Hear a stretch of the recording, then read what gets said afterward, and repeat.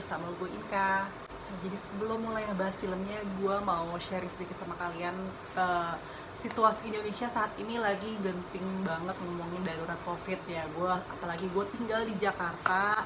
Ya buat teman-teman, please stay safe ya. Tahu kan kita sekarang banyak yang PPKM mikro gitu, kayak bioskop ditutup segala macem. Ya udah sih, sabar aja. Gue juga nggak kepikiran situasi kayak gini apa di bioskop. Jadi saatnya kita betah-betahin diri di rumah ya. Kalian bisa tenang dulu nonton streaming di rumah aja, dan juga jangan lupa nontonnya di platform yang legal ya. Pokoknya semuanya teman-teman jaga kesehatan kalian ya. Jadi kali ini gue mau nge-review sebuah film bergenre drama komedi, judulnya adalah Devil on Top. Belum ada yang buka, makanya gue... Kopi ready? Ready. Sandwich? Udah, aman. Selamat pagi. Selamat pagi Angga, kamu hampir telat. Tepatnya 1 menit 25 detik. Push up!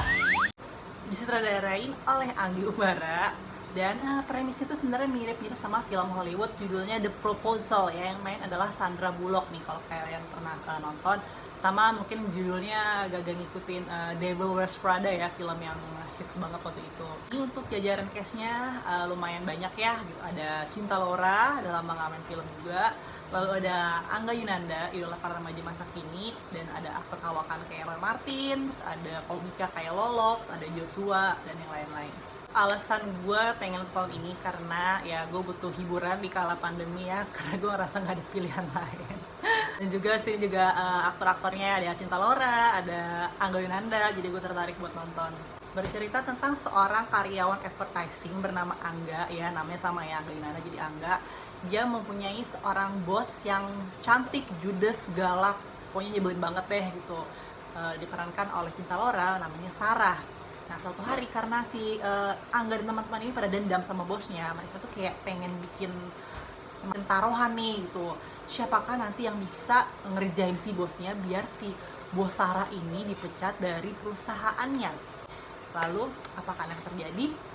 Jadi sedikit impress tentang film ini. Sebenarnya film ini premisnya sederhana, mirip-mirip kayak FTV yang kita sebenarnya udah tahu nih bakal endingnya seperti apa gitu. Cuman karena emang ya boleh butuh hiburan, mungkin yang receh-receh, yang mungkin yang suka nonton film udahlah gue happy aja, otaknya ditaruh dulu gitu buat nonton filmnya ya, ini mungkin bisa buat rekomendasi lo.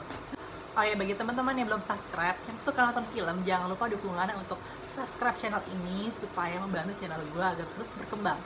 Langsung masuk ke pros and cons dari film ini. Hal yang gue suka sih di awal-awalnya ya, kayak 10 menit pertama tuh ya karena lucu, seger, menarik gitu. Jadi memang film yang udahlah gitu lo butuh hiburan di kala pandemi. Nah ini bisa nih, jadi nggak usah mikir berat-berat lah filmnya. Didukung sama aktor yang cantik dan ganteng pula. Dan di sini Angga Yunanda itu karakternya akhirnya dia tidak menjadi anak SMA lagi ya, di sebelum film di kayak film-film dia sebelumnya dia tidak jadi karyawan, dan lumayan sih gitu, akhirnya cocok juga gitu jadi orang yang lebih dewasa.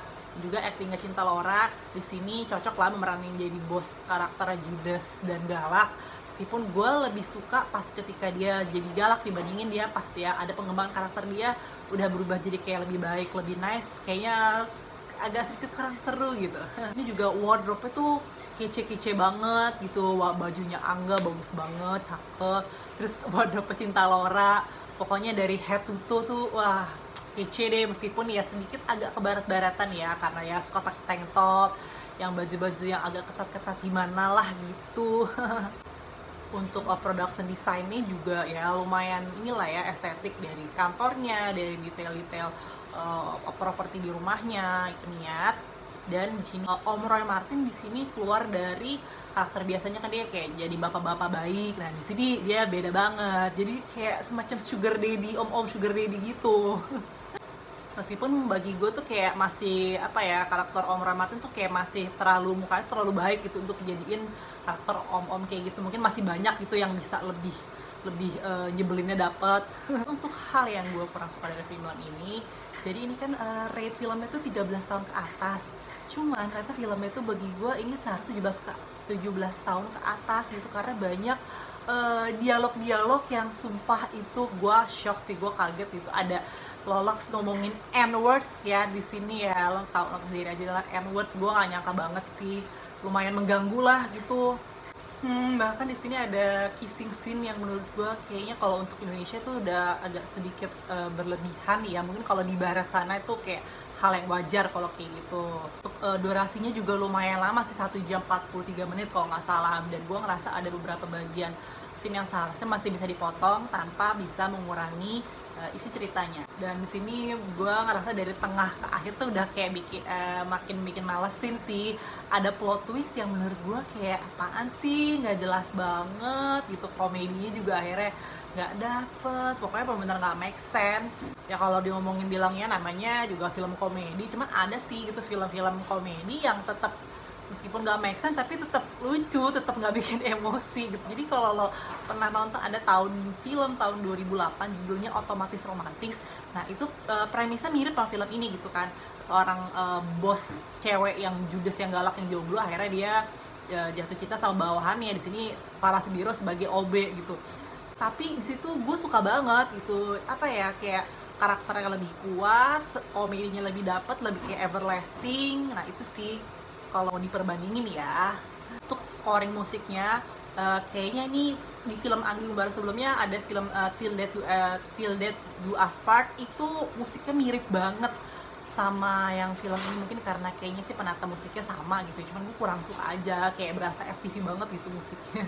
Pengembangan karakternya gue sih ngerasanya dari awal tuh kalau si Mbak Sarah ini, Cinta Laura ini, ketika dia bisa suka sama Angga tuh gue udah ngerasa gitu, kayak dari awal-awal tuh dia meskipun dia kayak sosok galak, cuma dia sebenarnya menaruh hati sama Angga.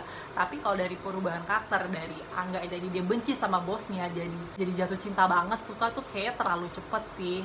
Ya kalau untuk total score film ini sih gue kayak kasih 4,5 ya per 10 gitu.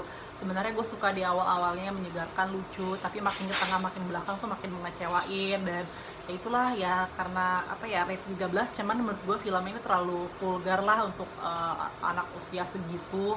Jadi kayak harus didampingin lah sama orang tua. Pada akhirnya review gue tidak akan menyenangkan hati semua orang. Mungkin ada yang setuju sama pendapat gue, ada yang juga yang gak setuju. Gak apa-apa, mungkin silahkan tulis di kolom komentar pendapat kalian tentang film ini. Sekian aja review gue kali ini. Terima kasih sudah menonton. Jangan lupa untuk like, share, dan subscribe video ini kalau kamu suka. See you on the next video. Stay safe. Bye-bye.